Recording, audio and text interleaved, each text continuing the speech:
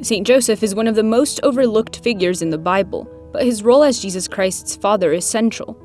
Teresa Gutierrez de Cabiedes wanted to pray to him one day while accompanying a sick family member, but she couldn't figure out how.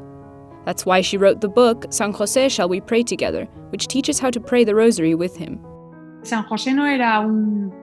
Saint Joseph was not a puppet from God to make up for the fact that Jesus needed a father. He was a real father who influenced the spiritual and human life of his son.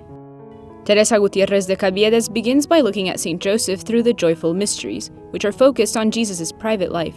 The Gospels make it easy to see the important role Saint Joseph played in Jesus' childhood. However, it was more difficult to include Saint Joseph in the Sorrowful Mysteries, which are mainly about the death of Christ. Saint Joseph is not mentioned in this part of the Gospel. Despite this, Teresa is still able to see Saint Joseph's influence.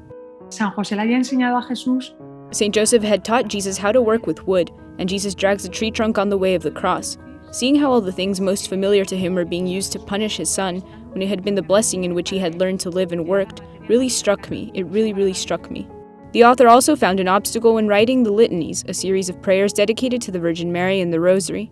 She thought that there were no litanies dedicated to Saint Joseph, but Pope Francis had just added 4 to a long list of old litanies.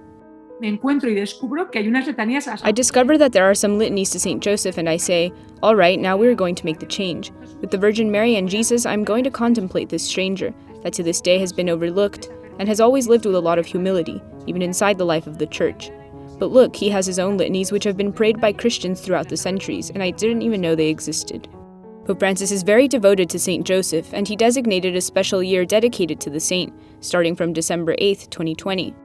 Dio gli ha affidato I tesori più preziosi, Gesù e Maria, e lui ha corrisposto pienamente con fede, con coraggio, con tenerezza, con cuore di padre.